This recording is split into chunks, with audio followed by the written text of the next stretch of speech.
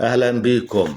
البيء اللي هيشتري الفراخ البيضة النهاردة مفعول حرب ايران على الحبوب وارتفاعها، وانا بعمل فيديو بتعديل اسعار الجديدة النهاردة. اسعار الفراخ البيضة واللحوم اليوم الاثنين 2/3/2026. اعمل اشتراك وتعالى اقول لك الكلام من البداية. اسعار اللحمة بالجزارة 360 الى 380 جنيه. اللحمة البرازيلي 280 جملة 290 قطاعي. اللحمة الهندي 240 جملة 250 قطاعي. المفروم 190 جملة و200 قطاعي. كبدة اللحم 140 و170 و180 جملة. البط البلدي 140 مزرعة 150 محلات. بط المسكوفي 95 مزرعة 105 محلات. البغالي 80 جنيه مزرعة 90 بالمحلات. البكيمي 75 مزرعة 85 محلات. الرومي الأبيض 110 مزرعة 120 محلات. الرومي الأصفر 120 مزرعة 130 محلات.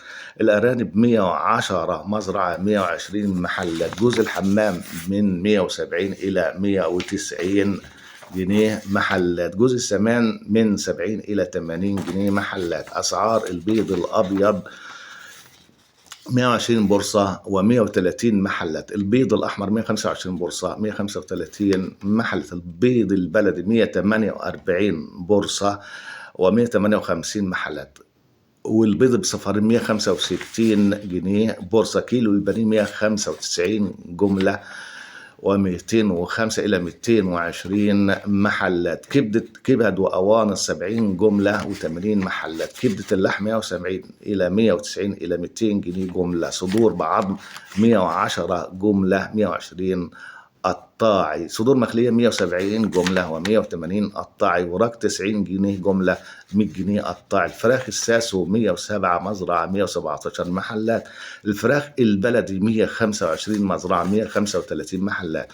الفراخ الرزي 100 جنيه مزرعة 110 محلات. الفراخ البلدي العتائي 90 جنيه 80 جنيه مزرعة 90 جنيه محلات. الفراخ الأمهات 60 مزرعة 70 جنيه محلات. الفراخ الأحمر البيض 40 جنيه مزرعة 50 جنيه محلات. الأبيض البياض 50 جنيه مزرعة 60 جنيه محلات. الفراخ البيضة ب100 في ارتفاع 5 جنيه كمان 100 جنيه مزرعة 110 محلات. قبل ما اعمل اشتراك ولايك واشكركم ومع السلامة.